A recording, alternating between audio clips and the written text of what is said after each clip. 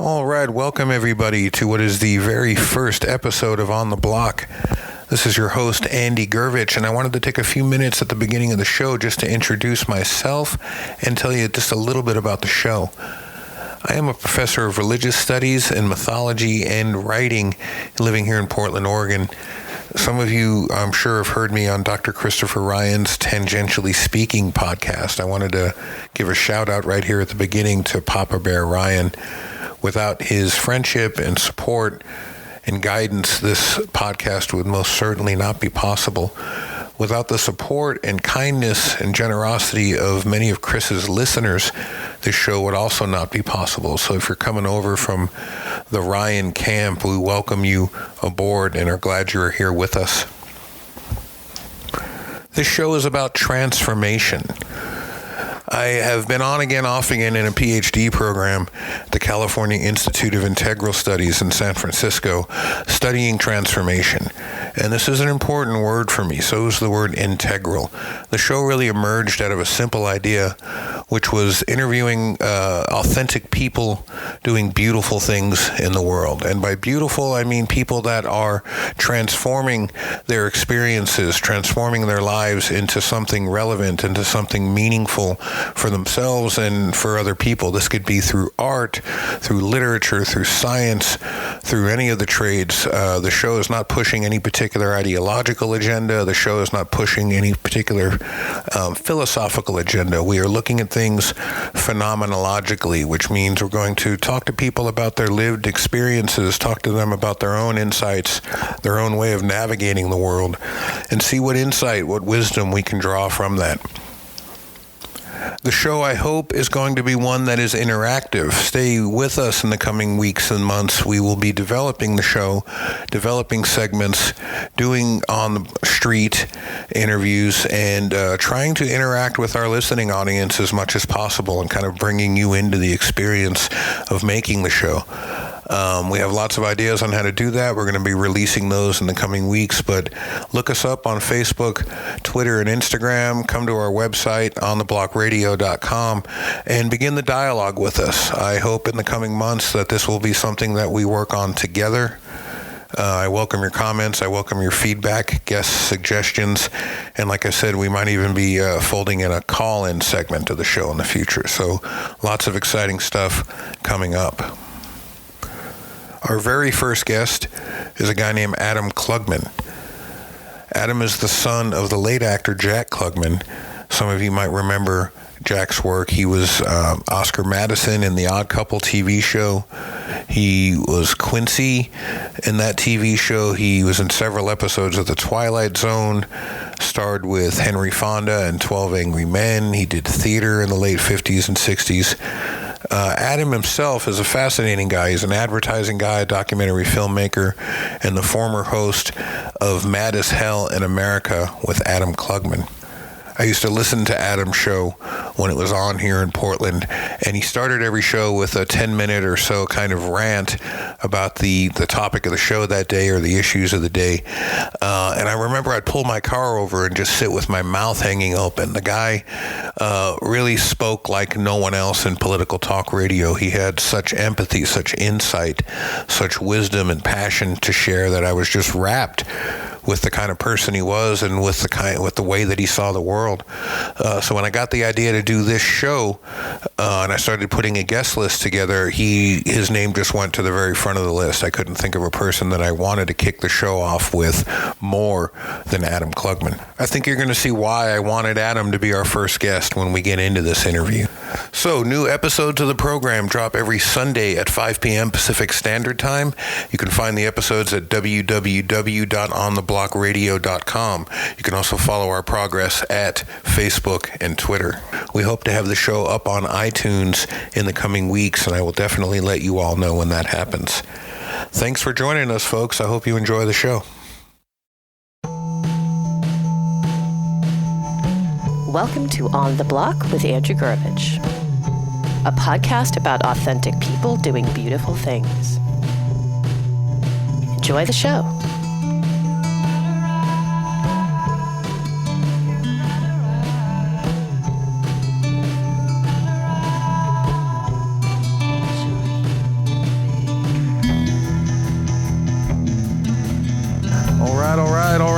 to the broadcast, folks. We're glad you could join us for what is our very first show. What I hope is going to be an ongoing conversation. Congratulations on being on the ground floor of this enterprise. I'm going to do my best to help you protect and grow your investment in this program. My name is Andy Gurvich. I'm your host. I'm here with producer Mike, our first guest, Adam Klugman. We will get to you in a minute, sir. How you doing today? I'm doing great. I'm glad to be here on the inaugural show, man. Yeah, man, it's a distinct honor. I'm going to do my best to make sure you're not also the guest on the last show of the program simultaneously. Yeah, we'll see what happens by the end of this. Before we get to our first guest, I thought I'd take a few moments at the beginning here to speak to what I hope will be the mission of this show. Our goal for existing. Many of you in the audience have heard me on Chris Ryan's Tangentially Speaking, where I've occasionally co-hosted and become his somewhat infamous podcast Power Bottom for the past couple of years. Some friends of mine recently asked why I wanted to start a show of my own, and the initial answer I gave them was that I didn't think that the white male perspective on things was being represented enough in the media. Yeah, exactly. That's sort of the response they gave me, Adam. That's a funny idea. Yeah. But of all the shows out there, why listen to this one, right? So here goes. Here's my thoughts on that, and then we will begin the program. For the last 7,000 years, we've been engaged in a massive social experiment we call civilization. And although this project has yielded some amazing results with regard to quality of life and technological advancement for some, the overwhelming majority of our species still suffers from the fallout of this unhinged materialism, our self-serving ideological constructs. Increasingly, we are defined by religious, national, ethnic, and political labels that undermine the continuity of human experience and emphasize our separation from one another and from the intuitive relationship to the living cosmos that is encoded in our very DNA. Like Dostoevsky's Underground Man, we struggle to find our place in this violent and terrifying world. Bewildered by our seemingly endless capacity for treachery and deceit, we each walk this solitary path that is walled in by the bricks of idolatry, egoism, and greed. We have been balkanized, mercilessly and relentlessly to the point of collapse. No longer are brothers or sisters keepers. We compete with each other for scraps from the master's table, for a chance to, quote, get ahead. We've bought into this zero-sum game, and many of us find ourselves on the losing side of it again and again. This program seeks to transcend these categories which have limited our critical and creative thinking since the Enlightenment. The split in the sensibilities, the unleashing of ego, identity politics, and over-specialization have cast us adrift in an ocean of increasing frustration, confusion, and desperation. The mirror has become so fractured that we can no longer use our individual shards to see the collective whole. Our show attempts to provide an antidote to this by fostering an open dialogue, by creating a safe space to explore the complexity of our world with imagination, creativity, compassion, and a rigorous commitment to seeing the world as it actually is. More than anything else, this show is about transformation. It is about approaching the borders and boundaries in our own lives with gratitude and with curiosity, and then crossing that threshold of our own awareness to reclaim our original inheritance, to rewild ourselves and reconnect to the ancient wisdom of our own evolutionary machinery. In this time of growing environmental, economic, and societal collapse, we need to focus on interactive, integrative solutions that will increase our capacity for empathy and strengthen our creative adaptability. We do not know exactly what the future holds, but we do know that we will need to be flexible and collaborative in order to survive it. The shocks to the system are real and are increasing in frequency and intensity, but along with this comes increased opportunity for creativity and meaning as well. We're storytelling creatures, and this next chapter of our story remains to be written. Let us start here, together. Let us start from a deep consideration of what binds us over that which alienates us. We may not always agree on the terms or method, but at the outset, my commitment to the audience and to our guests is to do my part to co-create a space for integral communication, a space where we can imagine a more inclusive way forward that honors our ancestors and offers hope to our descendants, a space that approaches all beings in compassionate and life-affirming ways. We do not need to change the world. The world will be what it is, with or without us, but we may need to change the way we see the way we feel, and the way we understand our place in this mysterious process of becoming. So with that, I say amen, brother. Amen, brother. Amen to that. Thanks for coming, That's everyone. Right. Beautiful, man. Beautifully written. Beautifully rendered. Thank you, man. I want to introduce an individual who in many ways is the inspiration for that opening rant. I'm flattered. And in many ways taught me a lot of the things that I spoke to and what I hope this show will represent. Adam Klugman, welcome to the show. I'm glad to be here. Thank you. A little bit about Adam, and then we'll get into the discussion. Adam is an advertising executive, a media mogul. Not a mogul. A director, former host of Mad as Hell in America. There you go. A show on KPOJ and X-Ray FM. Originator of the Mad as Hell Doctors. Yes. Creator of a handful of apps and a few other things, man. So it's good to have you on board. Welcome. I'm glad to be here. So, when we have a mutual friend by the name of Tangerine Bolin. Yes. Who I heard first on your show on KPOJ. Oh, you had not known her before? I had not known her before. The first time I heard her was on your show during the Occupy movement. Yes. Is that how you two met? That's how we met. I can't remember exactly how Tangerine and I came together. She may have reached out to me. Mm-hmm. We're connected through people like Chris Hedges and Kevin Zeese and Margaret Flowers, and that may have been how I got connected with Tangerine. I can't remember, but I was instantly impressed. And she had a lot of really powerful ideas about Occupy, most of which I agreed with, some of which I took issue with, and productive issue with. I just, when Occupy was on, I was on KPOJ, so Occupy was in full force. Yeah. I was on KPOJ, and I just, there was nothing else I wanted to talk about. I sure as hell didn't want to talk about, the Republican Democratic difference minutia and have that meaningless conversation again. All I wanted to talk about was Occupy. Right. And so I had Tangerine on, and I had her on multiple weeks in a row so that we were having an ongoing dialogue. It really was very open-ended, and I was extremely impressed with her. I'm a big fan. Yeah, I am as well. And her organization, Revolution Truth, continues to do really great work on the part of democracy. Yeah. When I got a hold of you, actually, to ask you to be on the show, you were great because you said, hey, I'd love to be on, man. And then the second thing you said was, I'm not very political anymore. I'm kind of a bitter, angry fuck now. I don't know if I'm the guy for your show. And I thought to myself, this is the perfect fucking guy for my show. I want to get into all that in a minute, but if you don't mind, can we back up and go Anywhere back? You want to go, man. Your parents, your mother was Brett Summers. You know this, No, it just makes me laugh. Yeah, my mother was quite a character. Yeah, I want to get into talking about your pops in a second. Your father was Jack Klugman, the actor, but I want to talk about your mom. I dug your mom, man. I used to watch Match Game when I was a kid all the time, and she was also on The Odd Couple as well, right? As were you. It was kind of a family affair. Yeah, I did do that. But I mean, those Match Game shows with like Charles Nelson Riley and Betty White and Richard Dawson and her. I mean, in the day, those cats were sitting around and they were smoking and they were drinking. It seemed like a freaking party. Like you were just really getting an inside look into what it was like to hang out at a Hollywood party with where they just were getting hammered and having fun and laughing, just making off-color jokes. And I mean, it was pretty cool. I mean, my upbringing was pretty surreal on a lot of levels. Certainly, that was one aspect of it because I would go to the show and 11, 12, 13, I'd go there and hang out with her, and they'd all be they'd start out sober, but by midway. So the way it was structured was they would shoot Match Game Friday and Saturday, and they would shoot 5 shows each day, and then they'd be off for 2 weeks. Oh, wow. It was a great job. Yeah. So she worked 4 days a month, and she was making some really good money. That's awesome. And it was actually my father who got her that job. I don't know how relevant that is, but it's an interesting story in terms of their marriage. But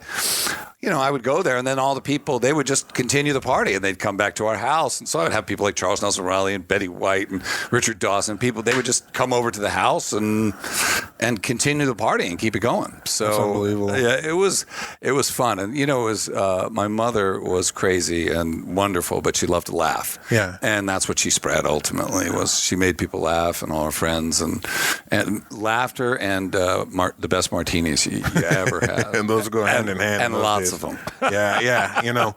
I couldn't wait to grow up and have one of her martinis, though, and I did. So you grew up in Los Angeles? Grew up in Los Angeles. I was born in New York, grew up in Connecticut, because my father was primarily a stage actor. Yeah. And then he got The Odd Couple, and then he went back and forth a couple of years between L.A. and Connecticut, and then finally he said, well, why don't you guys just move out to California? Yeah. And then they got divorced about a year later. We were doing okay in Connecticut. Right. And then we moved out to L.A. and just the shit hit the fan. It turned into but it was fun though. You didn't like living there. I've read that when you moved to Portland, you said this is a much better place to raise a kid. Yeah, I mean, I wasn't going to raise my daughter down in Los Angeles. It's just not a place where, you feel like, you open the trade magazine and, the money's plastered everywhere and you feel like saying, didn't someone teach you it's tacky to talk about money? Yeah, the values are, I mean, I know some people down there who are really, really good parents. Yeah. But no matter how good you are, you just couldn't kind of shelter them from some of the influences that are the down. Charlie Sheen effect. It's just toxic. Socially, it's a toxic environment for children. I know that firsthand because I lived there. I was a teenager and a Hollywood brat in the 1970s. So you can imagine my life. It was a wild party, an incredible ride. But it was fucked up. It wasn't very healthy. By the time the party was over, I was a train wreck. There's a Tool song called Anima about Los Angeles falling off into the ocean and how we'd all be the better off for it. And, sometimes I think the same thing. Yeah, and now I'm back there. It's right. It's that it is the Hotel California song, man. You can check out anytime you want, but you can never leave. I'm back there, and I was sitting at a traffic light, and I was a little hammered, and just like end of the night, tired, and working all night. And I thought, why do I feel so comfortable here? And I thought, and the voice came back really clear, like, you are a native son, whether you like it or not. Yeah, right. No shit. I was born in that same area. Yeah, it's the same I'm a native son. So I'm back, and I'm okay with it. I am. But I raised my daughter, so mission accomplished. We had a beautiful life up here and away from that, and very, very specifically. I want to go back to some of the stuff with you growing up there. I mean, so did you hang out with any other celebrity kids? I'm just imagining you run into. I mean, it would be so great to me if you were out causing trouble with like Tony Randall's kid or something. You know what I mean? Like, that would kill me. I really didn't. I mean, I went to a school called Oakwood, which was kind of a hippie school for rich kids and progressive rich kids, and it was good. I mean, it was a really good school. You had a smoking section. You didn't have to wear shoes, and my hair was really long. I mean, I was living the hippie life, and I was wild. And I was really wild. I was about as wild as you get without dying. Are you willing to share anything with our audience, some off-color stories about that? I mean, any celebrities you might have hooked up with? I'm thinking I did. Tina Louise, Nichelle Nichols. What do we got? I'm trying to place the time. Well, it's so it's 76. I'm 13 years old. Yeah. Coming on to it. My brother was fully into it, and it was just there was what year was this? 76, 77. Okay. Yeah. And there's just drugs everywhere, and the adults are doing drugs, and there are no adults. There's no adults. There's no supervising the party. And my father was doing Quincy, so he was at the height of his fame and power. And so I had no supervision. I just did whatever. It was like the ice storm, or and something. I had a tremendous force to my own personality. So it wasn't like anybody wanted to get in my way, because it would just kind of knock you down. But I didn't. I kind of almost. I did not. I avoided hanging out with other celebrities' kids, but I really didn't want to. That it wasn't. It really wasn't. My dad was a pretty no bullshit guy, so there was no pretense. So I wasn't into the pretense of Hollywood, like some of these kids you see now, or they're posing and they're all kind of pre-celebrities. Yeah. And I didn't want that. I just wanted to be real, and I was real, and I was real crazy too. Yeah. Your story reminds me a lot of my own childhood. My dad, but in a different kind of way. My dad was in the mob. And we moved around a lot as a kid. We bounced from New York to Florida to Southern California, and depending on where we were, he would work with different communities. And in New York, it was the standard sanitation bosses and building unions contractors and unions. Jersey, and then in California, when we lived in Northern California, he would work with like bikers and state senators and big agriculture people, and then in Teamsters, Teamsters, and then in Southern Cal, it was with Hollywood folk, and there was a guy that was really close to our family named Ed Sands, who was the head writer for the show Heart to Heart. We'd always go over to his apartment, and my dad would take me with him, and he would go to these parties, and Ed would, he lived in the same complex with James Coco and with Norman Lear, and there would be, the guy who played Horseshack from Welcome Back, Kotter was over, and like I said, Tina Louise, Nichelle Nichols from Star Trek. I remember her. She had smoked cigarettes to one of those long deals. What are those called? Yeah, the extenders. Yeah, the Cruella DeVille thing, and it was wild because I was so out of place. My dad would bring me with him to these parties, and so I'd go sit in a corner and play with the Russian dolls or something while all the adults drank and did what they did, and while I guess he did business with these people. And so I grew up kind of in the same context. I remember going to the pool and swimming in the apartment complex pool, and filled with these magnolia leaves from the trees, and Norman Lear would throw quarters off the balcony into the pool for me to swim down to the bottom and get. It was a trip, and it really was. So your dad, this fucking guy, if you don't mind, can we get into this clown for a second? Whatever, because man. this guy is too much for me. A lot of people, a lot of younger kids, and I want to talk to you about the Emmy thing in a little bit, but, when I was talking about interviewing you, and I was talking to some younger folks, they, when I would mention your dad, they would give me this look that they didn't know who I was talking about, and that made me want to stab them through the heart with my pen, because, they're missing something. They're missing something with this guy, and, he worked with Humphrey Bogart, he worked with Henry Fonda several times, he worked with Sinatra in The Detective, he was Jack Lemmon's AA sponsor, right, in Days of Wine and Roses, he was, he was with Lee J. Cobb, right, and this is a guy who went to acting school and was told that he should be a truck driver, not an actor, and he didn't listen to that, right, and then he followed that anyway, and I think that right out of the gate says something interesting about his character, that he wasn't a guy that let other people define who he was. Well, my dad was like a bigger than life kind of guy, kind of superhero. I used to call him the extraordinary ordinary man. Yeah. And so he has an origin story like all superheroes. Mm-hmm. He was 7 years old and he went to see a film called The Champ when it was Wallace Beery had Jackie Cooper as a young kid. Okay. And he grew up dirt hungry, poor every night, South Philly. So he goes to see The Champ, and it was a Jewish family in an all Italian neighborhood. And Jewish families are full of shame and guilt. It's like no one leaves. You're not special, right? So that's the mandate, right? You're stuck here with us.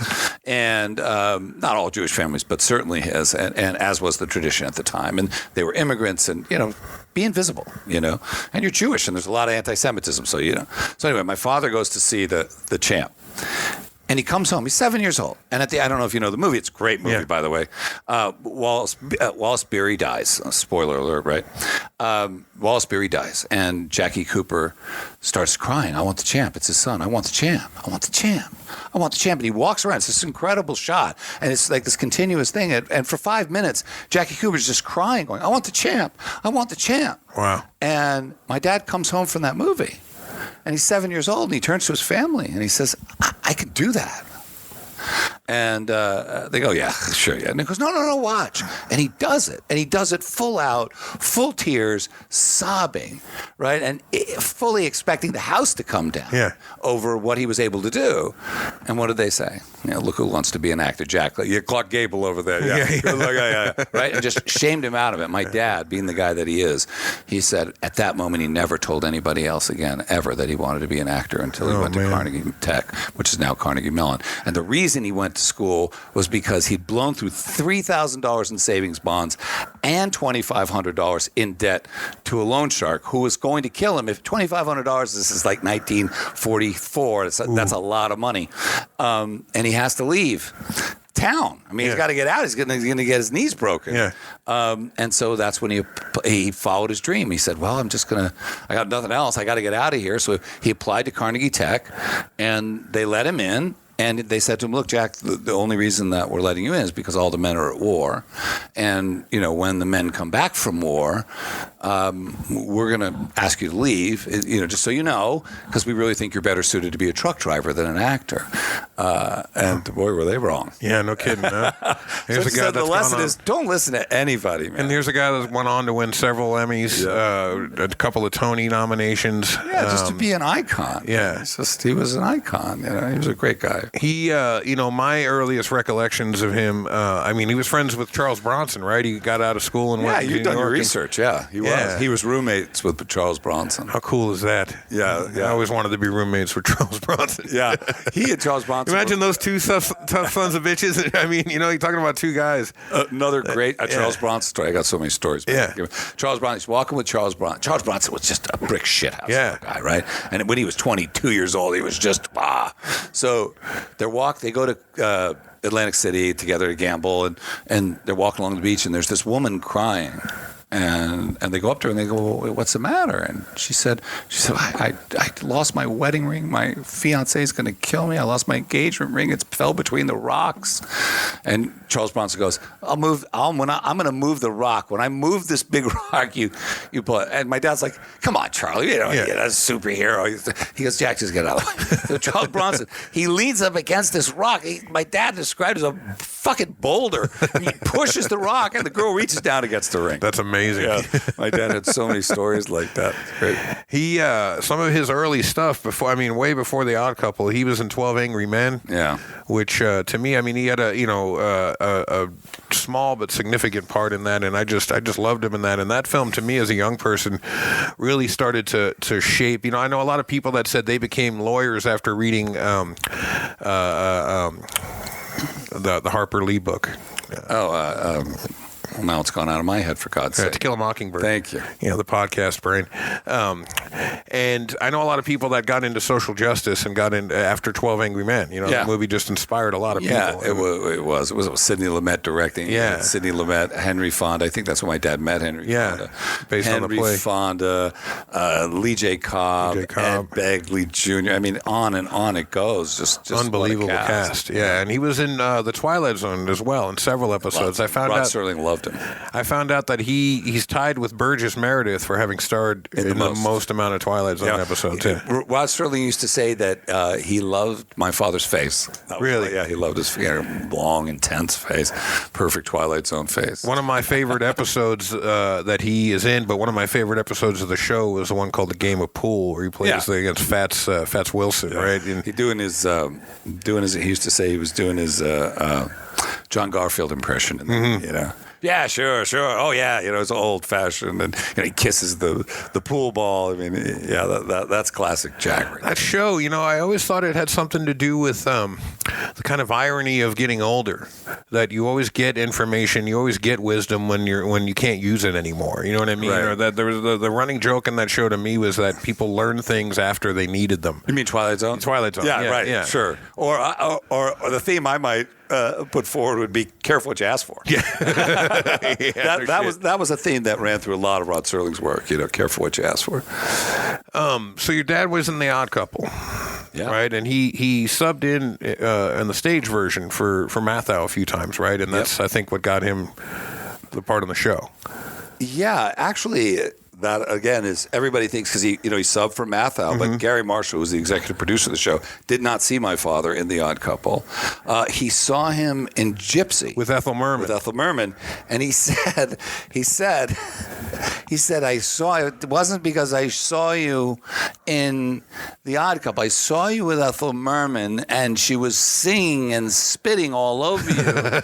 And anybody who can still act with someone spitting on them, I said, must be a good actor. Oh, that's amazing. That's the story that Gary tells. Tony Randall originally wanted Mickey Rooney for the part. That's what I understand. Yeah. Gary fought for my dad. And then that show went on, obviously, to an amazing, successful run. Yeah. I want to talk just a bit about your dad's relationship with Tony Randall. But I want to pause for a second to give us a station break.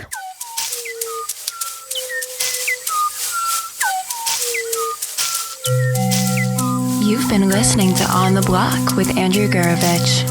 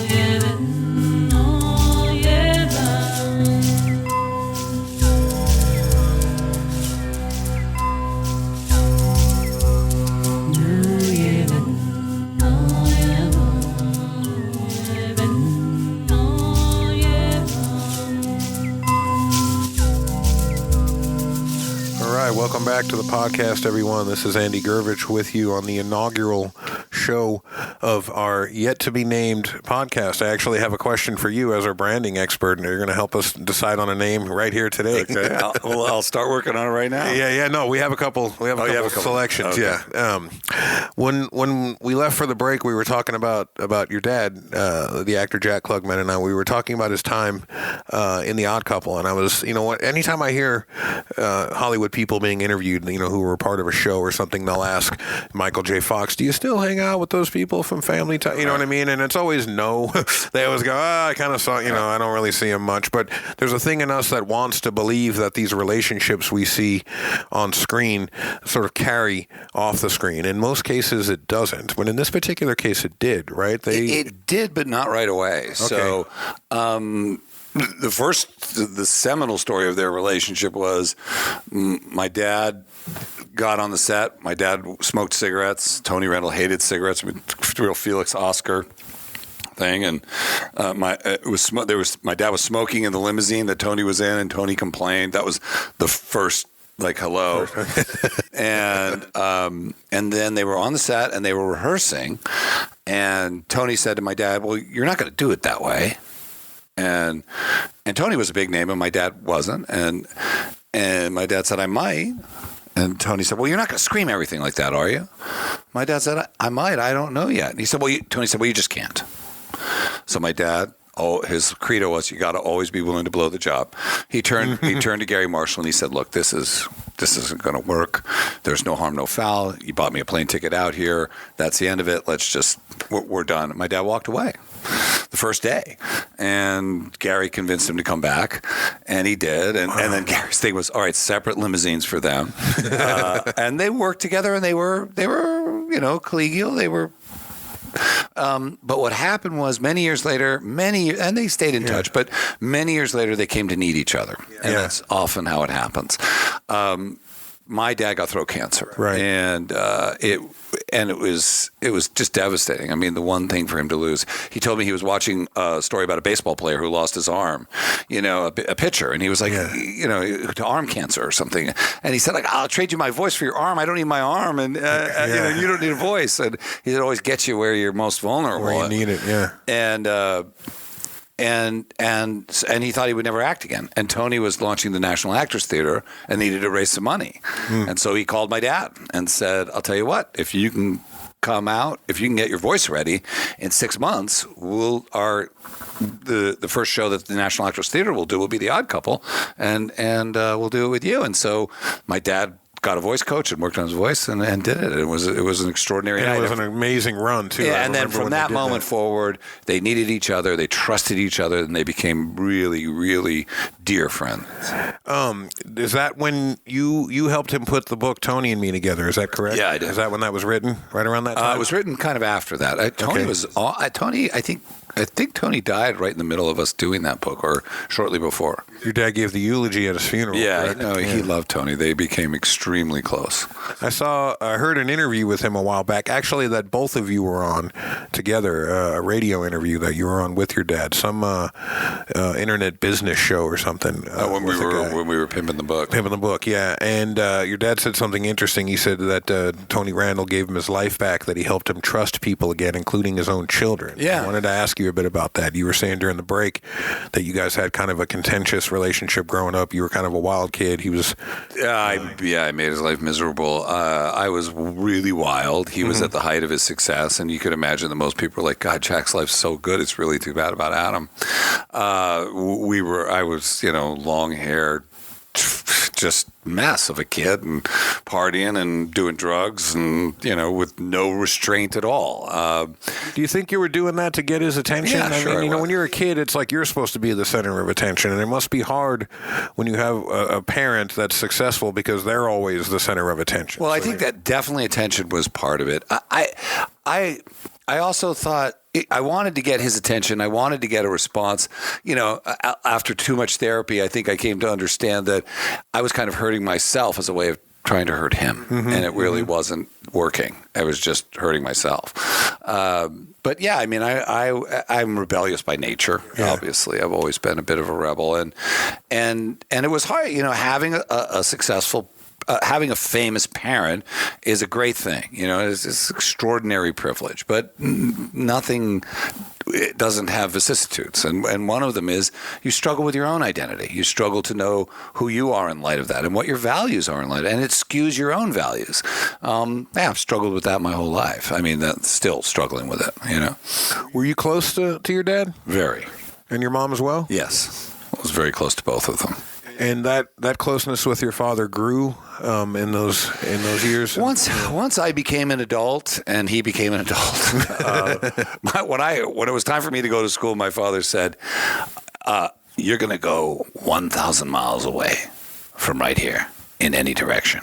I said, "Well, if I go west, I'm going to be in the Pacific Ocean." He said, 1,000 miles from right here in any direction. That's a great impression, by the way. And I said, "All right, you're going. I want you to go, and you need to get out." I mean, I had L.A. so rigged. I could get anything, any time of day. That was when I was 17 years old, 18. I knew that town was mine. I owned that town. So it was. You said you woke up when you were 17. What did you mean by that? Well, I mean, I had an LSD experience.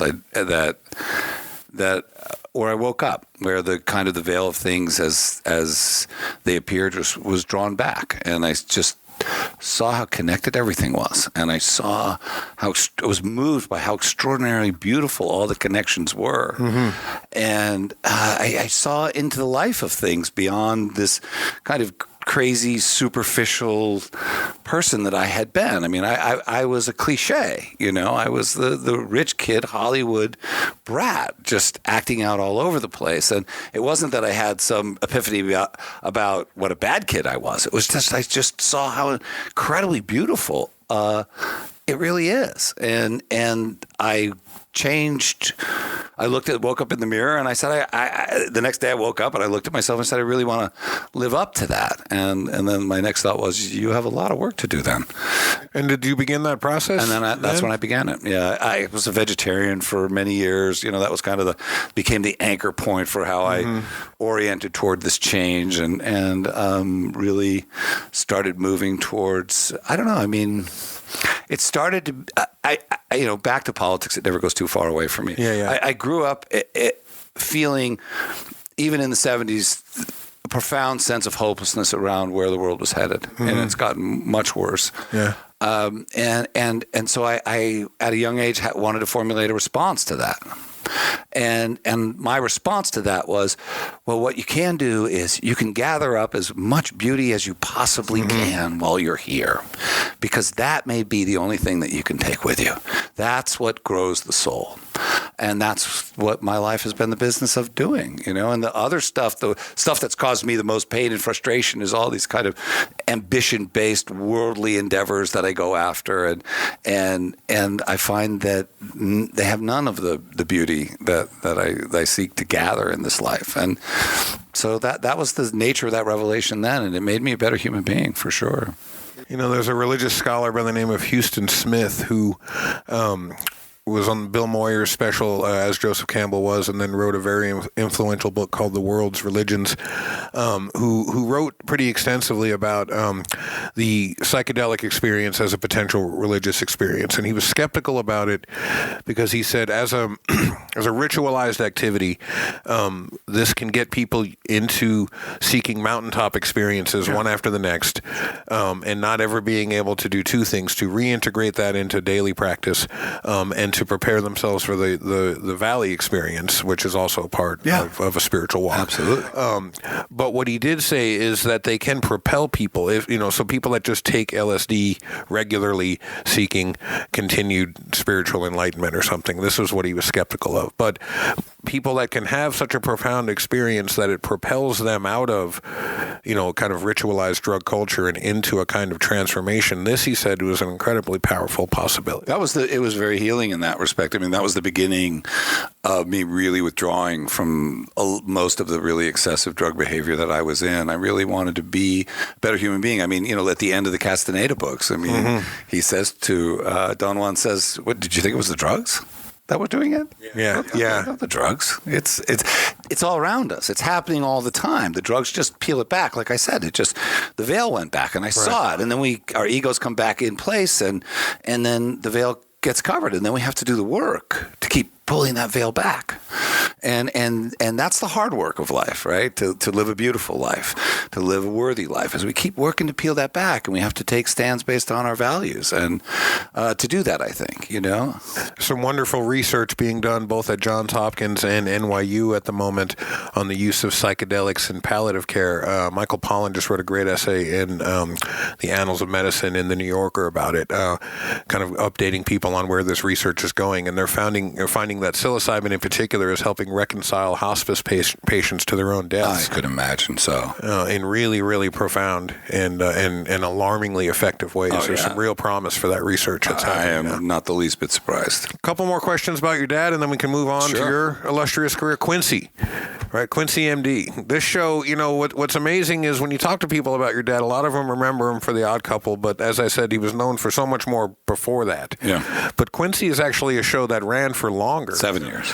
Yeah, and it was 5 or 6 for The Odd Couple. 5. Yeah, and in a lot of ways was as you said already more successful. I mean, that was really the pinnacle because then he was top dog. He wasn't sharing. He the was the boss. He was making a lot of money, and the story with Quincy was we watched the first one. I watched the first one with him, and it was ridiculous. It was made by a guy named Glenn Larson, and he did Columbo, and the one with McLeod, and he was making these kinds of cookie cutter hour-long episodic kind of nonsense. And my dad, and at the end of it, there's some buff giant guy has Quincy in a death lock, but Quincy gets out of it because he knows a pressure point behind the ear. And, and he pushes him, and the guy drops, and Quincy gets out, and the show ended. Dad turned off the TV, and there was this long silence. And I thought, I'm not happy with what's going on. And he looked at me, and he said, I'm never going to do another show like that again. Wow. And I said, okay, my dad was tough, man. When it came to work, he was just get out of his way. He went the next day and he fired Glenn Larson. No kidding. Fired him. Said, you're fired. And Glenn Larson said, you can't fire me. I own this show. He said, it's you or me. I'll walk. You can sue me. But I'm not going to do it. And finally, Universal made Glenn Larson walk off the show. And many years later, my dad ran into Glenn Larson at some big party, some Hollywood thing. And Glenn came up and said, hey, Jack, how are you? And my dad said, don't do that. I don't like you. You don't like me. Let's not pretend. And Glenn Larson looked at him and said, stay healthy, Jack. You're making me rich. My dad thought, well, I guess he won that round. That brings up something I wanted to ask about the show. First, I had read that the show at least was loosely based on this guy, Thomas Noguchi, who was known as the coroner of the stars, right? Who had done the autopsies for Marilyn Monroe, Robert F. Kennedy, Natalie Wood, and John Belushi, among others. And so there was this, at least in Los Angeles, this kind of course, everything real connection. Yeah. I think that what my father realized was I can't do art because this is television, but I can do social justice. Yeah. And that's the direction he took the show. And so he started to take up the show and do issues with it and raise issues and did some really important stuff, particularly around the orphan drug. Yeah, that's what I was going to ask you about. So, I mean, there was a lot of stuff on like abuse of the elderly, but the orphan drug bill, do you want to talk about that? Because that came from an episode on Tourette's syndrome. Yeah, so for people who don't know, back in the day, there are these drugs that are called orphan drugs because there aren't enough people who have the disease, even though pharma has the cure or medication that will help, but they don't produce it because there's not enough people to have disease who have the illness. It's just not cost effective for them to make any money, so they don't. So Congress was trying to exert influence to say, well, a certain number of these, there has to be a threshold where you act in the public interest, and it was a bill that was kind of getting beat up. Yeah. And my dad heard about it, and he did a show about Tourette's syndrome, which was an orphan drug disease at that time. And then he did a show about it. There was a big uproar, and he went to Congress to testify on behalf of the bill. Yeah, he was in the House subcommittee. Right. And everybody showed up. And there was standing room only. This was in the days before celebrities, were walking the halls of Congress. Mm-hmm. And my dad, he's just such a ball buster. And they were all crowded around. It was his turn to speak. When my dad got up to the microphone, he said, you should all be ashamed of yourself. such a such a ball. He goes, Never left Philly, did he? You should all be ashamed of yourself. No one's behind this drug. And now that some actor from Hollywood comes out, you all come out to see him and pretend that you care. He goes, I'm not the attraction. The attraction are the people who have this disease, and brilliant. You need to pay attention. And this matters. Don't look at me. Look at this bill. And he went back and forth with Orrin Hatch on it.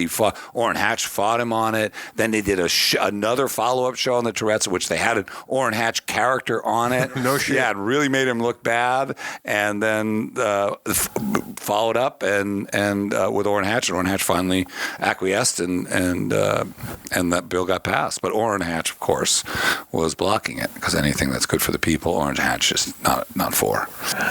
I had a question for you that was going to ask you if this kind of was the time when your attention to social justice issues started to build a little bit, but you seem to say it was even before that. It just was in the air that I breathed. I mean, my mother was a huge, outspoken liberal. My father's family were all kind of card-carrying Jewish socialists from the 30s. So there's no hope for you from day one. No, there was no way. And then I went to a school where I was taught by card-carrying socialists, and so there was just no way I was going to come out anything but radical, politically radical. So after this podcast goes live, you and I will probably be in Guantanamo. Yeah, you never know these days, man. Yeah. Two more questions about your dad. You feel that, or do you still feel? Because when you Google your name, there's half the stuff that comes up as all of your individual accomplishments, and then the other half that comes up is this thing with the Emmys. Got a big mouth. Yeah, no. Big mouth, man. I don't know. I really felt for you, because I felt like your words were kind of taken and twisted to be something against the family of this guy from Glee, of course, which because that's what they do. Yeah. It was never against him. At the time, I felt like I had two choices, man. I could not say something and regret it, and say something and regret it. And I opted for the latter, which is my way, And I don't know that I would say that I'm glad I said it, because it's really just an Emmy and it doesn't mean shit. So my father would have hated it. I think that's my biggest regret, because my father would have said to me, I don't need it. It makes it look like I need it. I don't need it. And then when you say that, it makes it look like I need it, and I don't need it. And I heard him saying that in my head afterwards. Wow. So he would have not liked it. But if I'm not going to defend his legacy, then who? Yeah. And so that's what I would have said to him, and he would have been furious. And his wife never mentioned it, because she knew he would have not liked it. So on second, she was from the Crosby family. Yeah, is that correct? Yeah. No, she was married to the son of one of the Crosbys. Okay, yeah. So, in the end, I think that I think it's unfortunate that when you Google my name, that's what comes up. I feel like a lot that comes up is stuff about your work. But I think that I feel like Ralph Cramden. I got a big mouth. Well, I felt like you were done a raw deal. I mean, you were speaking on behalf of your dad, who certainly made a contribution, like you said, to the beginning of television. I mean, it would be odd. He was there at the beginning of the medium. I mean, he won 3 Emmys. He made a solid contribution. It's my advice that don't pass out special Emmys to people, because by the very nature of it, you're going to say that some people aren't special. But if you are going to start handing out special Emmys, hand them out to people like my dad. Yeah. And you're damn right. Nothing against Corey Monteith, but he had not yet lived to have the kind of career that my father had, or my father was there at the beginning of live television. I mean, it was wrong. No one doubted that was wrong. Whether or not I needed to open my mouth, I don't know. I'll go to my grave. Not sure whether I did the right thing there. Well, I mean, you carry on his ballbuster tradition, so that's what I would have said. Yeah. My dad came out in the 70s and said there isn't one good episodic writer in television, and he never got nominated for an Emmy again. No kidding. And then he went back on television again. He said, "I know that nobody liked it. I just want to say it one more time. There's not one good." So I didn't pick it off a tree. I come by it honestly. He was a guy's guy. He smoked cigars. He had he was thoroughbred horse racing, right? He had a horse. that got third in the Kentucky Derby. Yeah. He found the one business that's more insecure than acting. That's remarkable. Just for our listeners who don't know Jack's work, they really need to check it out. The New York Times, two final things on this segment of the show, and then we'll take another quick break. On his passing, the New York Times said of him and actor Charles Durning, who died on the same day, interestingly, that they were extraordinary actors who ennobled the ordinary. I think that was actually fascinating. Yeah, that's back to this extraordinary, ordinary man. Yeah, and Jon Favreau sent out something upon his death that said, "You made my whole family laugh together," and I thought that was very special. I think that's the thing he'd be most proud of. Yeah, that he brought so much laughter and joy to people's lives. People always coming up, "You saved my life," with the orphan drug, and I think he was very proud of that. But I think ultimately, he touched so many millions of lives by making people laugh, and that's it's that Woody Allen thing where he's talking to the aliens at the end of Stardust Memories, and he's, "What about human suffering and all the terrible things that are going on in the world?" And the aliens say, "Do you really want to help humanity? Tell funnier jokes." Yeah. I think my dad felt that way. Last question for you, Adam, on this segment, and thank you for being so gracious and spending so much time talking about your dad. What is it like to be your father's son now? It's all really nothing but good. It was full of conflict for years, just identity conflict, not with him, just within myself, and nagging sense that just I'm not accomplishing enough by comparison, and there's all this struggle and all this stuff that when they die, just you realize doesn't matter. But my father and I died totally at peace and completely clean with one another. My last days with him were just spent in tenderness and sweetness and love, and I have no baggage. So I'm just as proud as I could be to be the son of someone like that. I feel like he'd be extraordinarily proud of you as well. Well, thanks. We're going to take a quick break, and we will be right back. You're a human being. You're a human being. You're a human being. You got a right to scream when they don't want you to speak. You got a right to be what you want and where you want to be. You got a right to live, to breathe. You got a right. You're a human being. Dad! Come on! Over here! Look at this, Dad! Over... Whoa. The moment my son saw a redwood tree It's huge! is the moment I knew that for him, You can't even see the top of that thing! even the sky has no limit. There are some moments only the forest can inspire. Find yours at discovertheforest.org. Learn about forests near you and discover cool things to do when you go, like hiking, biking, fishing, or camping. Or do your own thing when you get there with family and friends. Your moment is out there. Find it at discovertheforest.org. That's discovertheforest.org. Brought to you by the U.S. Forest Service and the Ad Council. Thank you for listening to On the Block. Free radio that's worth twice what you paid for it. We're back, folks. Andy Gurvich here on the podcast with our guest Adam Klugman for the final segment. Thank you for sitting with us. No, it's my pleasure, man. Wonderful.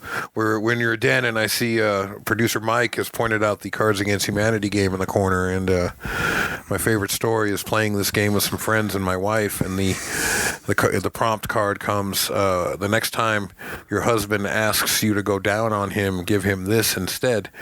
And I'm reading. I have the selection, and so the cards come in, and one of the choices is a subscription to Men's Fitness instead. Oh.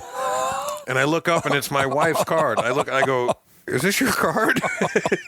And she kind of goes, yeah. And then it's this moment where I was chuckling, but then this is actually a kind of problem, right? I mean, we have friends in the room. It's public right? all of a sudden. Yeah. And she swears up and down she was just joking, but I mean, we're always just joking when we're telling each other the truth, right? Exactly. Someone says, "Hey, fuck you." I'm just saying. Hey, yeah, I'm joking, just saying. Man. I'm just saying, fuck you. Yourself. Yeah. I mean, no, I don't mean it. I'm just saying, go fuck yourself. I was like, wait a minute, you're saying go fuck yourself. So, I thought an hour into our conversation with Adam Klugman, we would start talking about Adam Klugman, if you don't mind. You've been very gracious to talk to us about your mom and dad and their influence on your life. But sure. I want to talk about your time as an activist and kind of what led you into doing the radio work and stuff. How did you started working? You did some stuff for the DNC. I know you made a video that won some awards for them called America's Dream, correct? America's Party. Party. I made it with Jefferson Smith. Right. He had a 45-minute lecture that he had put together. And I voted for him, Jefferson Smith. Jefferson candidate Smith for Portland mayor. Is a great guy and a great politician and someone I admire very much and brilliant guy. Got kind of a raw deal, but we won't even get into that. But so he had a 45-minute lecture on this. That was, that America's Party became the 60-second version of it. Mm-hmm. And we came together in a room and spent about a week just wrestling with every word till we got it right, and then made a spot out of it. But kind of my entree into politics, like I said, when I was young, I had kind of given up. I'm liberal through and through in my blood. But I had kind of given up hope, and I was in my 20s and I was very ambitious and it was the 80s and it was Reagan and everybody was cutting their hair and conforming. I mean, I didn't vote for Reagan, but I knew people that did, you know what I mean? Guys who cut their hair and voted for Reagan.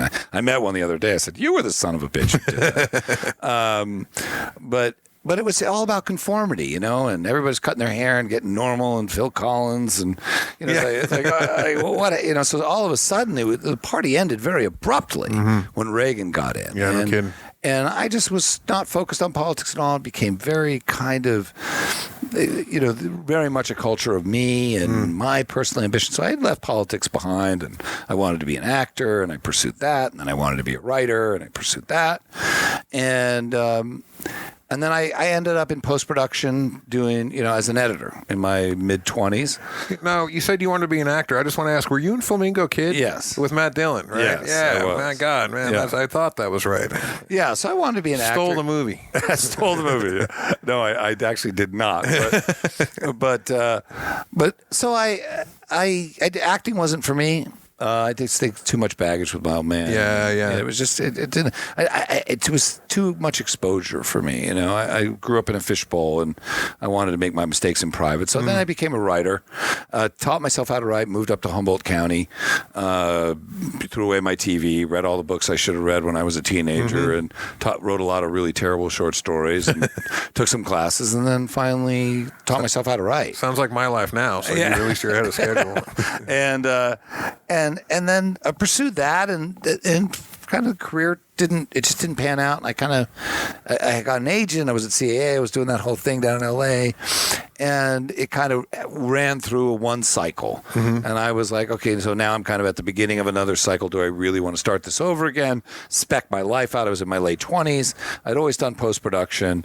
Do I want to spec my life out again and be 40 years old and still be waiting to hit? Or do I want to just raise my family and get a job and just stop all this nonsense? Yeah. So that's what I did. Yeah. And I had a huge fight with my father about it. He was like, "You're copping out, and you have so much talent. The problem is you have so much talent. It's easy for you to, people who have to work twice as hard because they're half as talented as you are would never give it up." So he wanted you to stay in the industry. He wanted me to stay, and I said, it's usually the opposite with parents who work in the industry. No, he was like, why you're copping out? And some days I think I did, and some days I think I didn't. I've been married to the same woman for 25 years this year. I've been dating her for 32. I met her when I was 18 years old. That's an accomplishment right there. Yeah, thank you very much. I will take that, brother. It is. It's hard work. And we're still in love, and it's not without its challenges, but marriage is hard. Yeah, no kidding. But we're still in love, and we've raised a beautiful daughter, and I have a lot of really wonderful things to show for it. So basically, I said, I don't want to, I'm leaving and I just want to I'll just be a tradesman. And so I started editing and I became a commercial editor. Mm-hmm. And that this was at a time that, when commercial editors got paid a lot. You were it was fairly rarefied air. You had to know a lot. Mm-hmm. And so I did that for a number of years. Then I wanted to raise my daughter, moved to Portland and opened a shop here and did that for a few years up here. And then I got really sick. Take out, 12 inches of your intestines sick. And it was weird, my entree into politics. And so I woke up in the hospital after the surgery, and there was a in the hospital, the TV was on. I don't know what I was watching. And it woke me up, and it was a documentary about how the FBI had completely and deliberately dismantled and assassinated the Black Panther Party, right? And just systematically dismantled it and went after it. So this is COINTELPRO. Right, COINTELPRO. And I'm like, I'm watching this, and I'm in a hospital room, like I would expect The Price is Right to be on, but this is what's on the TV. Wow. And it was a really galvanizing moment. I was tired of selling people shit they didn't need. I don't always like that. That wasn't what I wanted to do at that time, and this had woken me up. And I thought, I know what I'm going to do when I get better.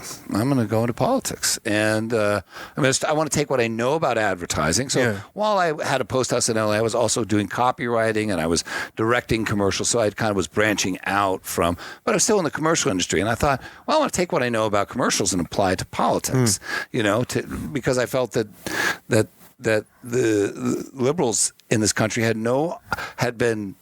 their messaging had been deliberately dismantled. Our heroes were all dead and violently assassinated. And we were traumatized and had no way to self-identify and no way to represent ourselves to others in a way that seemed very effective. And Bill Clinton was I think, in many ways, just the death knell to the Democratic Party. Yeah. And so I thought about a kinder, gentler neocon. Yeah, right. He was just a Republican, and it was. I mean, I'm no fan of Clinton. Yeah. You know what I mean.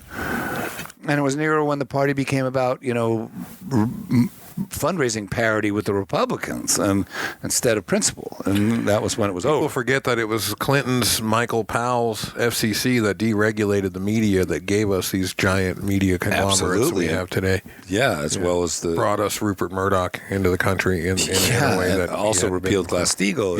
Yeah. I mean, he opened it and also NAFTA. just NAFTA and welfare reform. I mean, he was a nasty Republican at the level of policy, as far as I could see. Yeah.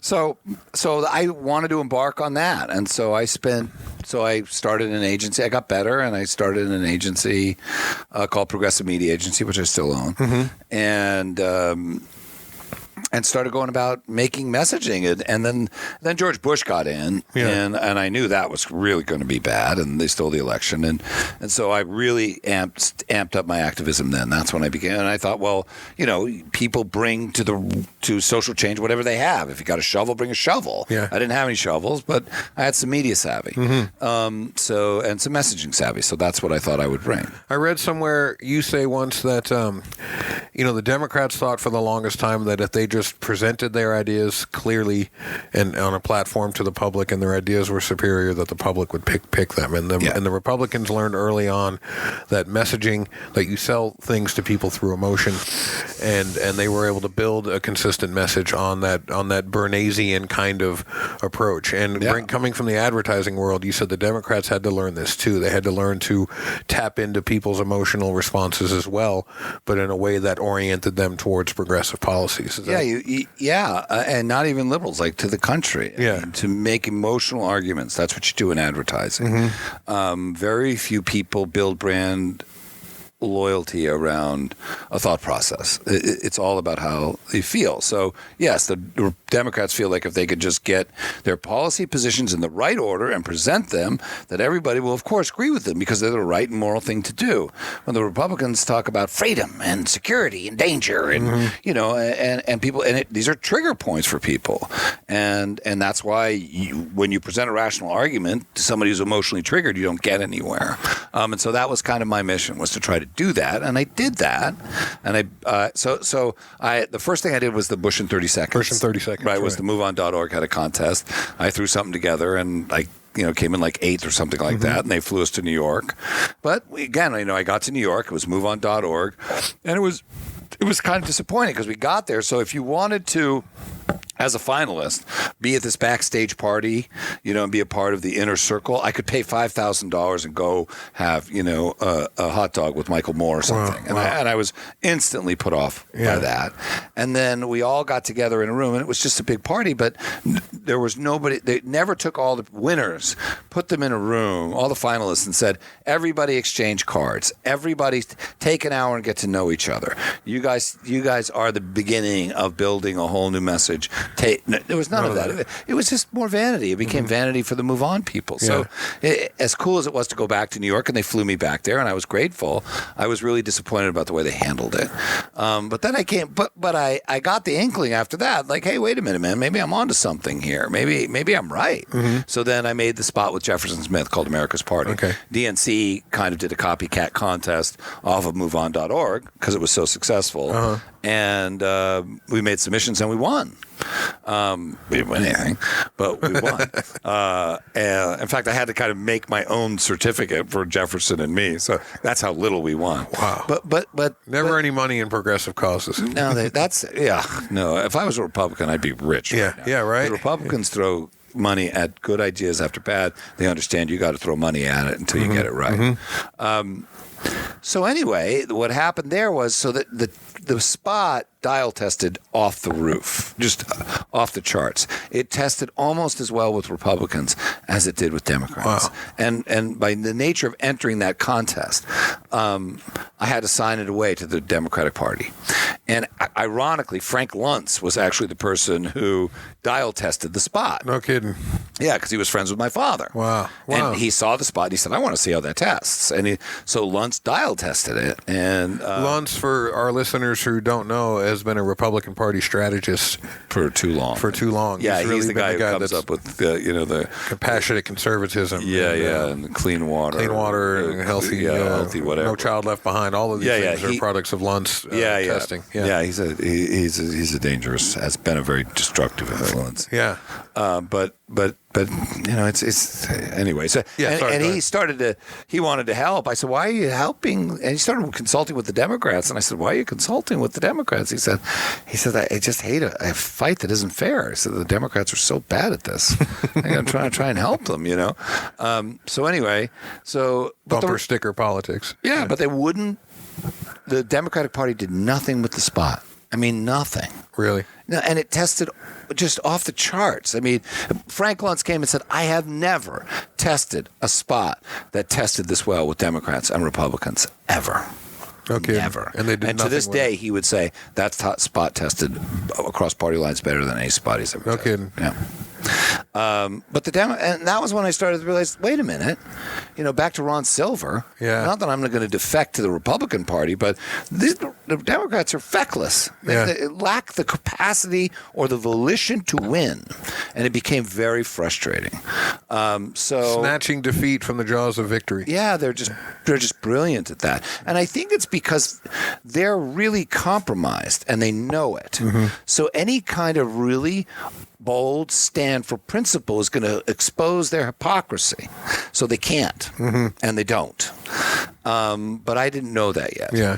And so I went on and made another spot. From there, I had crafted another spot called We the People, and I built a animatic, which is a kind of an illustrated version. You take storyboards and you take them into an editing machine and you build what is essentially a simulation of a commercial. Okay. And it was meant to be an anthem for the Democratic Party. And this was for 2004. And Luntz loved it, and he helped me. He brought me all the way to Chris Van Hollen, who was the head of the DCCC, and it came to the meeting with me and said to Chris Van Hollen, if you make this spot, people will come. And I had a whole idea of we don't know how to self-identify. We don't know how to express our identity to others. Let's start to build that. Let's build the assets and the messaging that helps us self-identify and identify ourselves to others. And and I went, and the Democratic Party of Oregon was hugely helpful. People like Meredith at the Demo, she was the chair at the time, and they were hugely supportive because they saw it. And I went to the Democratic, the Association of Democratic Chairs, or can't remember the acronym for it, and pitched it and did a speech, and everybody loved it. And I was getting standing ovations wherever I went with it, and everybody recognized that this needed to be made right inside the party. And I went into the meeting with Chris Van Hollen, and Frank Luntz shows up with his tube sideways and wrinkled shirt, but he shows up, and he says, "You got to do this. I mean, if you want to win, you got to start doing something like this, and this is here and it's ready to go." Yeah. And Chris Van Hollen said, "If I shovel ready, yeah, it was shovel ready." And Chris Van Hollen said, "If I gave you $20 to make that spot, I would have every Democrat in here screaming about how that $20 was theirs. There is no line item for something like this, and I can't give you any money. This is the DCCC.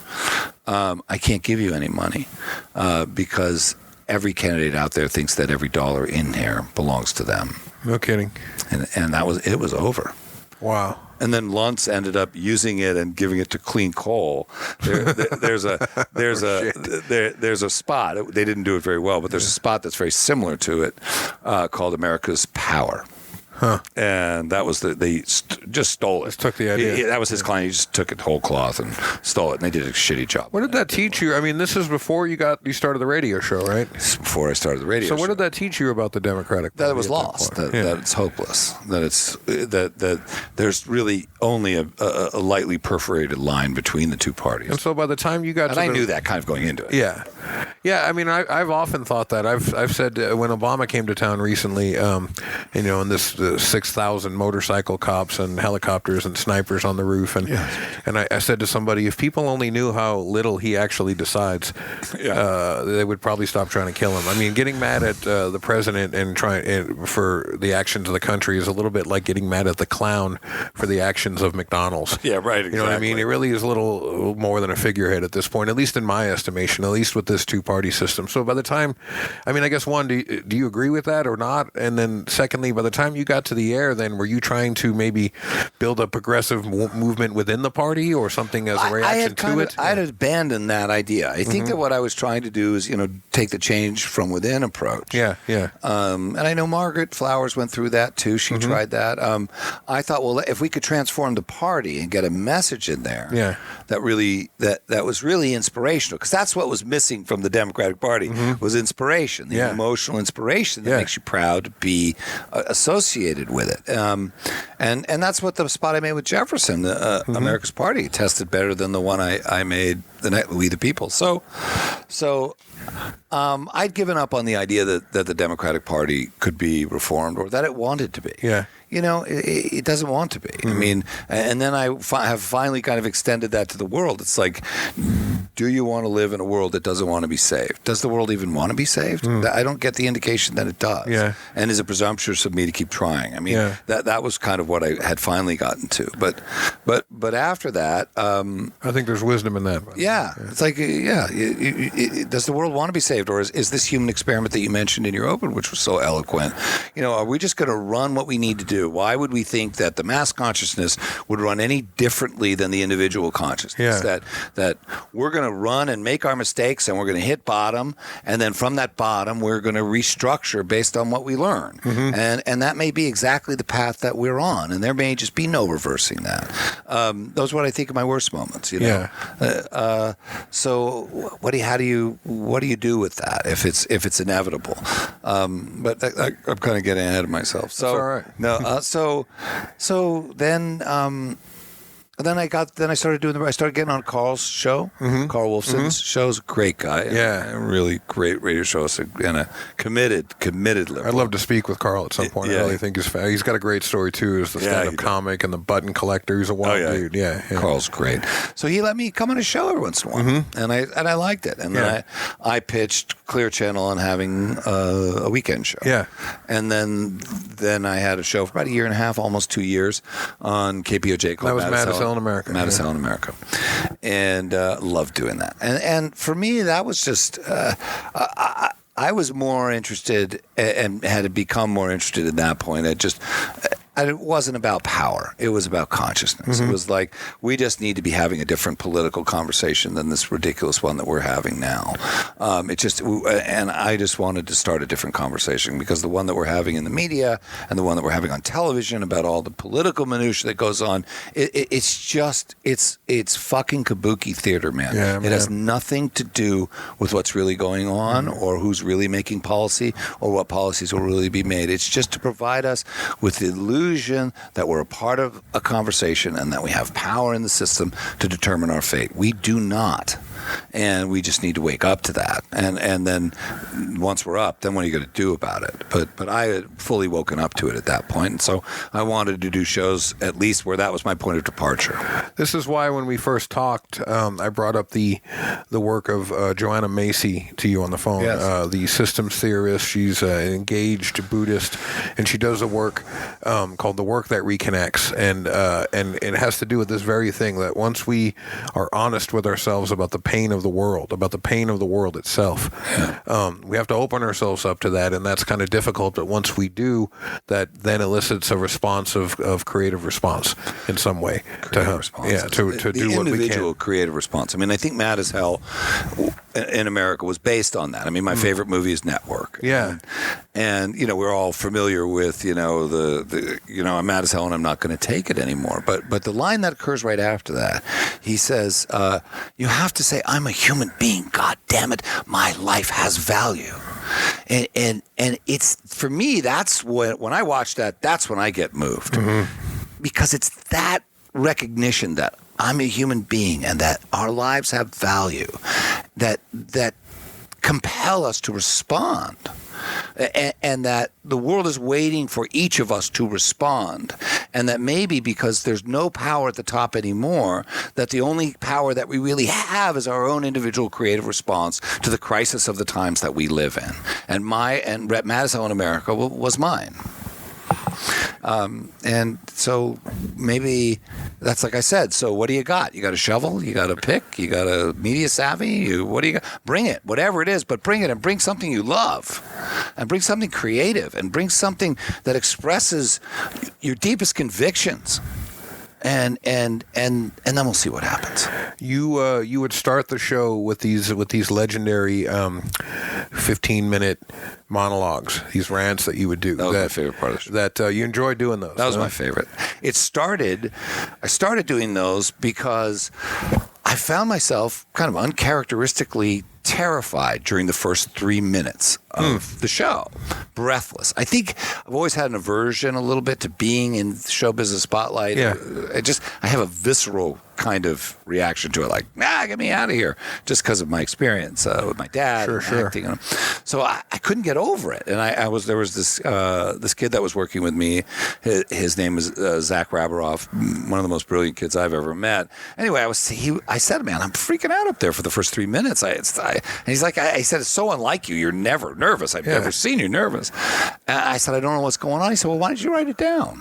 Just write down the first 3 minutes of it. And I said, once I get over those 3 minutes, I'm fine. And you're in. So I can't write 3 minutes on anything, So I said, that's a good idea. So I started writing 3 minutes, and I wrote the whole opening. Yeah. And I read it, and I went, I love this. Yeah, man, this is it. I get to write it, and then because it's radio, I can read it, but I would write it as if it was spoken word. Yeah, it never sounded like you were reading it. Right, it didn't sound like I was reading it, but it sounded like speech. Yeah. It was written to be spoken. Yeah.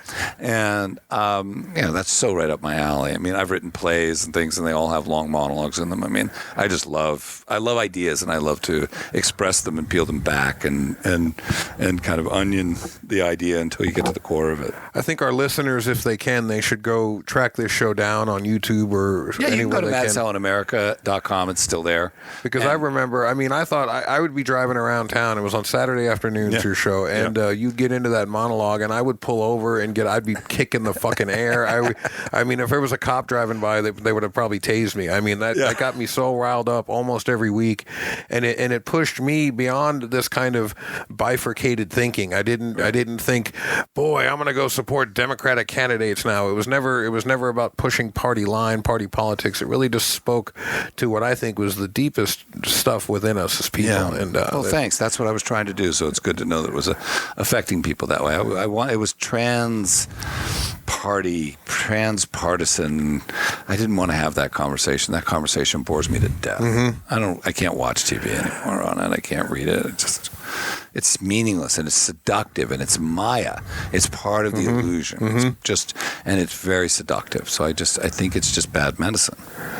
I heard another show. I mean, there's so many things to ask you about the KPOJ show, but I want to be sensitive to our time together. You were gone once, but you had a guest host, and the guy came on and he talked about the Rick Simpson oil. Jesse Singer, yeah. And this was phenomenal for me because as a cannabis activist in the state for a very long time, I heard that program, which was about some guys in Denver who had seen a movie about a guy in Canada who had made a cannabis concentrate that he had claimed had cured a bunch of people from cancer. And these guys thought, that's crazy, let's try it ourselves. And so they did it themselves, and they made a movie about them doing it. And they did it, and lo and behold, it worked for the people that they shared it with as well. And then your guest host had this guy on the air, and he was talking about not only the Phoenix Tears, but this Rick Simpson character. And so this had to be, 6-7 years ago? 6 or 7 years ago, Yeah, so I went home and immediately watched both films on YouTube, right? And it blew my mind. And I started talking to every grower and every grow shop and every dispensary person that I know in the state, and that's several. And none of them knew what the hell I was talking about. I go, do you know about CBD oil? Do you know, and what? Do you know about Rick Simpson oil? And no, and you got to watch this clip. And of course, stoners, and so they never did. And I'd come back a week later, did you watch that clip I sent you? No, I haven't yet. So it took a while. I mean, that literally was the first place that I ever heard about this stuff was on your show. And I wanted to let you know, I started making the Simpson oil in my backyard after hearing that show and watching those two films. I'm going to tell Jesse that. And to this day, we've cured 3 or 4 people. Really? From pretty serious cancers with it, yeah, including a dear friend of ours who's an executive, marketing exec at Intel, who's currently fighting breast cancer, and the oil is so effective. I mean, when she was diagnosed, they were going to take her in, take both of her breasts, and put her right into chemo, and she did a 60-day treatment of this oil that we made, and it was so effective in reducing the tumors that they said, you know what, whatever you're doing, keep doing, come back in 6 months, and we're going to check you again. She was going to be in last Monday to start chemo. That's fantastic. Yeah. And that's a direct result of that episode of your show. My buddy Jesse will be really pleased to hear that. I'm going to tell him that. That's fantastic. One of my dear friends is an indigenous woman, and her brother was sick with pretty bad lung cancer, and we gave him a treatment of it, and it helped him as well. How is it administered? Orally. In large doses? 1 gram a day, but it's concentrated, so it knocks people on their ass. There's some people that get so kind of whacked out from it that they stop taking it, but if you can just get over that initial hump and just stay on the regimen, it's incredibly effective. Wow. Yeah, people are taking it in suppository form now, too, which is helping a little bit. But yeah, just orally, people, our friend actually, It's a tincture. Yeah, absolutely. Our friend weighs it out on a little scale and freezes it, and it just takes... Like a drop it. A dropper on the tongue. Yeah. But that's unbelievable, man. Fantastic. So thank you for that. And, it just speaks to how these things have lingering effects, that you toss something out there into the world and you're not ever fully aware of the amount of people that it's helped and continues to help, even though you're not doing the show anymore. That's really huge because, I left pretty pissed and discouraged and I do think I discount the value that the show had. You left pissed and discouraged. Talk to me about that for a sec. Why? It was a perfect storm of a lot of stuff that was going on in my life. Mm-hmm. I was clearly disillusioned with Obama. Not that I had any illusions that I thought he was going to be any great reformer, but like I was saying, if it wasn't going to be him, then there was no one. Right. And he fulfilled my lowest expectations. Yeah. And so I was like, well, this politically just this country's screwed, and it's nearly psychotic, and it's incredibly violent, and the world is toxic, physically, emotionally, psychologically, spiritually sick. And I was feeling that way anyway. And then KPOJ came and said, "Hey, we're going to be on Saturdays. We're going to be running." They made a deal with OSU. Yeah, to run the football games. The football games during my show, Yeah. and so you can still stay, but you can just broadcast on the internet to the 16 people that were listening. And I just thought, I don't want to do that. Yeah. And then a month later, they came and said, we're changing the format. Yeah. And so I left, and it was just because God forbid there's a market for progressive radio in Portland, Oregon. Yeah, and what we really need is another sports talk show. Yeah. So I was discouraged. Carl got canned very unceremoniously. And so it wasn't just that. It was like, okay, I've given about 10 years to activism, and what I felt was just discouraged, and I kind of without hope, and I needed to make a living. And I was and as that, I don't know whether that facilitated it or not or catalyzed it, but I also my midlife crisis was starting to go into full swing. And the nature of my midlife crisis was that it came to me and handed me a piece of paper and said, "This isn't a bill. This is already been deducted from the balance of your life based on the choices that you've already made. This is not a negotiation. All you can do is just metabolize what has already been lost." Wow. And that wasn't my style. I'm a negotiator. Yeah. But there was no negotiating with it. I had made choices. I had paid prices for it. I didn't see it coming. I was always a guy who was like, no regrets. I always made my own choices. Nobody told me what to do. And I thought I made my own choices. I had some remorse over outcomes, but never any regrets. But suddenly, for the first time in my life, I had deep regrets and realized that I was making choices based on partial information and on biases that I did not see. And I was deeply regretful. And so I was disillusioned with the world. I was disappointed with the outcome that I had gotten in my life. I was feeling like I had really screwed myself. And I spiraled into a very, very serious depression that lasted a couple of years. I was either in anxiety, unmanageable anxiety, or depression. And it was really, there were very few moments when I wasn't in either one of those. And it was hard. I thought 2 years is a long time to feel that way every single day, all day. No kidding. And what'd you do? Started drinking. No. Yeah, well, and haven't stopped since. I survived it. It was hard. It was hard. It had a huge impact on my marriage. Had a huge impact on my social life. I was at this place where, I don't want to go out and see people and not talk about the way I'm feeling, but I don't want to go out and see people and talk about the way I'm feeling. So I just don't want to see anyone because I didn't want to pretend, and I didn't want to, and I was tired of telling people how I felt. I think, was there any particular thing that shifted? I've always been a spiritual person. Yeah. Always had a practice, but I was disillusioned with everything. I mean, it wasn't like I was sitting around blaming God for what had happened. I'd made my own choices. But I was just so existentially discouraged that it kind of stopped my spiritual practice. I was just like, fuck it all. I didn't have it. I once believed that social change was possible. Yeah. I invested my sense of hope and my spirit and my passion and into that. And when I lost that, I lost hope. I lost any central belief system. And I thank God I have my family to keep me grounded. And I've never wavered from my little girl. My daughter's 18 and she's amazing. And being her father has been the greatest privilege of my life and remains so. And that kept me going, But I began to see that a lot of the problem that I was having was that I perceived a problem.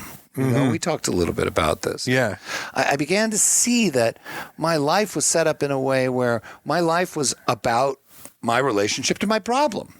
And I lived not just 2 years that way, but 30, that I would wake up every morning and go, well, how's my problem doing today? Check it like a ticker tape. Like, how's my problem? Oh, my problem's going away from me. That's a good day. Oh, no, my problem's coming toward me. That's a bad day. Yeah. And constantly negotiating that. So what was this problem that I perceived? Well, it had a lot to do with this idea that if I could just fulfill my ambitions, then I'd be free. Yeah. Right? But that's just like saying, if I just get enough control, I'll be free. But there's no freedom in control, right? So you either want to be free or you want to be in control. Yeah. And so I began to move away from this idea that I had a problem at all, and that it was my belief in the problem was the problem. And I came across this spiritual teacher named Gangaji, who does this thing called satsang. And the central message of it is, stop the search. Stop looking for the answer. Stop looking for something to rescue you from yourself. Yeah. Stop thinking about the problem. Stop looking, stop searching, stop formulating, stop describing. Just stop your mind. And it takes time to kind of do that. Easier said than done. Easier said than done. But slowly with practice, I began to be able to do that. And what happened was I realized that my strength has always been in my heart anyway. I'm a heart person. I live from my heart. And what hurt so much about where I was that I couldn't inhabit the place within myself where life was beautiful. Yeah. I'd stopped gathering all that beauty because I didn't believe it was beautiful anymore, because I was in my head. Yeah. And so when I was able to stop, I was doing some research on the heart, and actually the heart muscle, the heart itself generates more electromagnetic energy, something like 20 times more than the brain. Okay. And it projects much farther. Wow. It's a much more powerful organ than your brain energetically. Yeah, there's research out now that talks about how we have two nervous systems, a cognitive and a somatic nervous system. And this is exactly what you're talking about. Right, and the somatic is in the gut and the heart. Yeah. And slowly what began to happen was I started to find that I started to just feel joy for no particular fucking reason at all. And I started. Where do you get off? Yeah. And I thought, well, this is really weird. I just feel great today. I feel full of joy, and I don't have any reason. What's the reason? And my head started to abate. And I started working with this woman. Her name is Sheltane. She actually is kind of like this money coach. I was having money problems too. So I went to her and we haven't talked about money at all. She's like, money's just reflective. Money's just giving you information about where you're at in your life. So let's just stop thinking about what you're going to do. Start thinking about what you want to be. Yeah. So we started she really helped me to get out of my head. She's like, you've been running around by your demon for too long. We got to get that. So then I started thinking about this concept of like just causeless joy. Yeah. Right? Like, if you're looking for a reason to feel joy in this life, you're going to be waiting a long time. And it's going to be very periodic. But causeless joy, for no particular reason at all, is accessible all the time.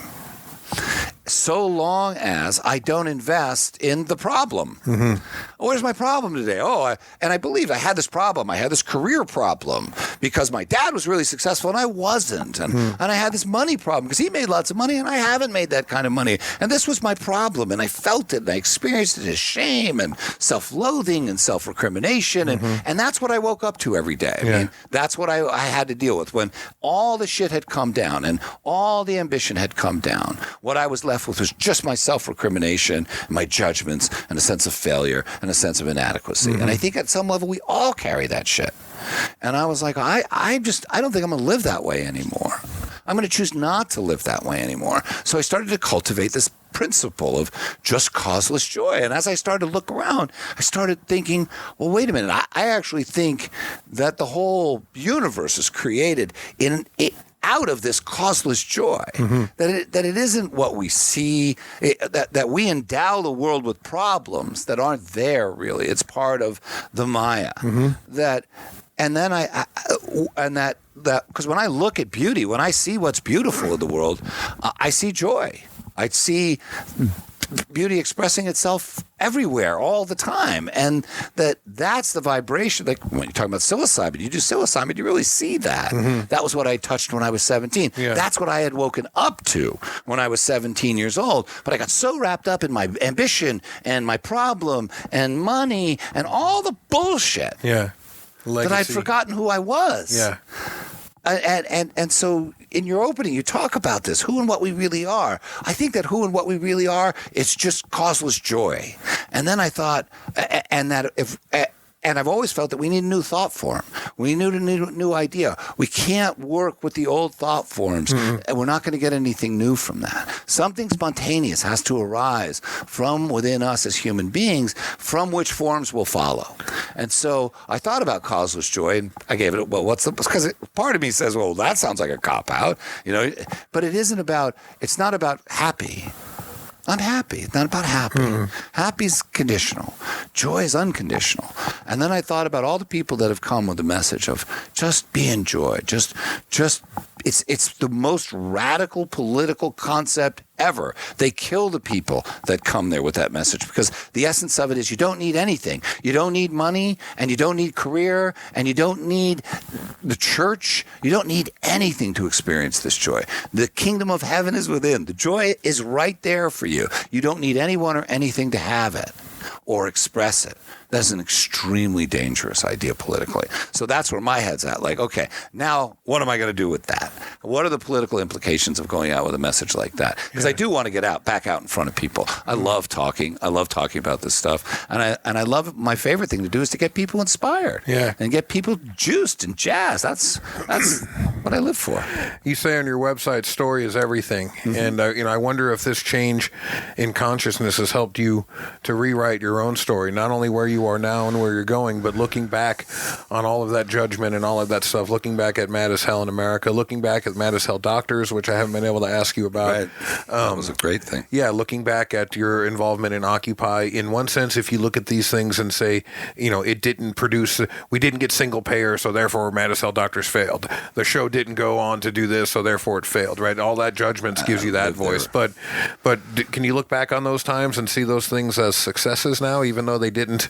I don't know yet. I mean, I think it's a fair question. I think we didn't put Occupy into the mix, of the disillusionment. I think that I had invested so much hope in Occupy and energy, and that was part of it. It was like, wow, that was our last shot. It was like a last gasp from the 60s, just like the last little and I thought, and it gave us all this hope for a moment, and then it just went under so quickly, and we could talk for hours about why I think it failed. I'm in a place, and part of the practice that I'm involved with is maybe it's part of the problem is that because we are kind of storied beings, we tend towards story. Maybe we're also excessively narrative, right? So that as soon as I tell you a story, then that story can change. And as soon as I tell you that I know something, even know causeless joy, as soon as I become something concrete that I have, then it's something I can lose.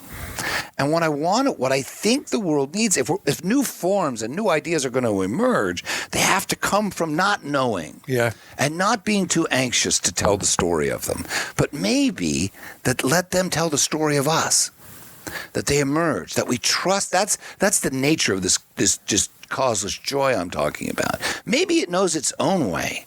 Maybe it has its own narrative to tell. And maybe if I'll shut up long enough and not tell it what I think it should be or how it should behave, it will move me.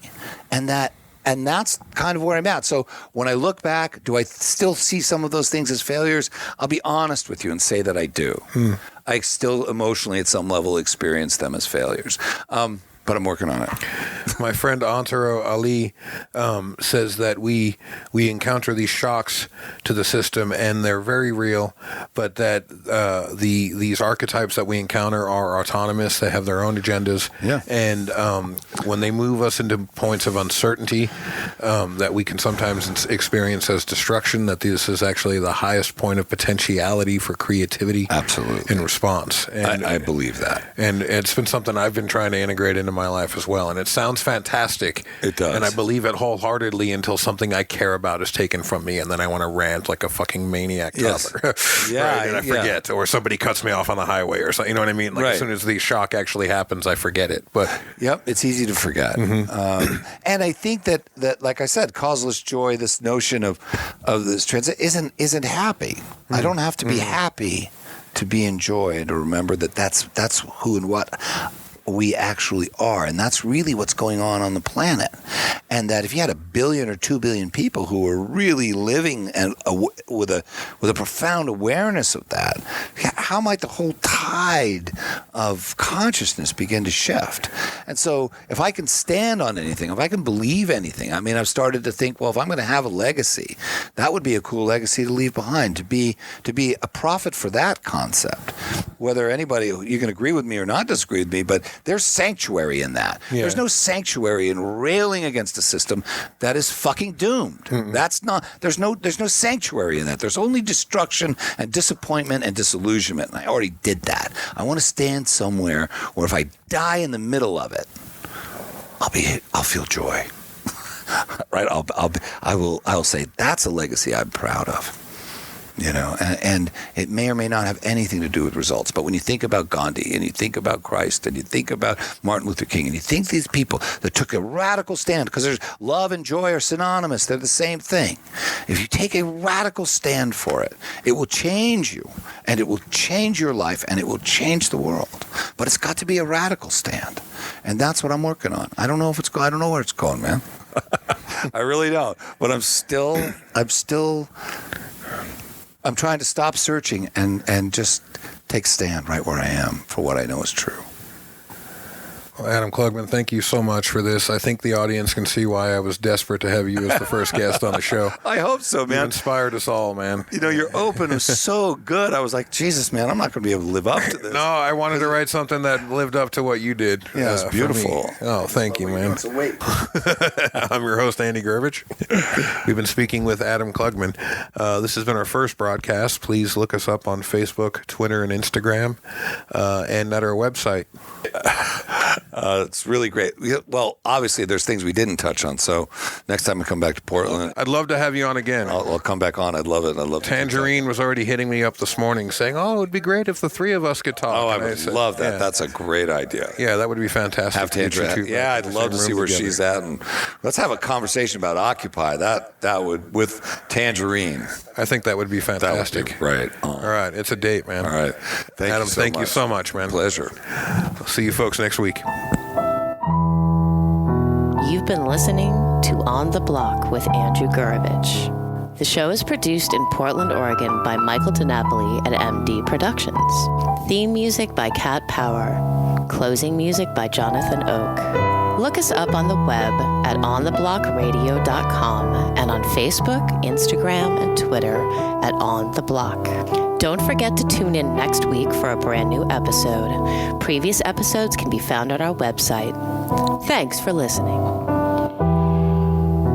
Oh, you beautiful kitties. Oh, look at you out there. Creators of art, of history, of thought. New minds looking at this world and our lives.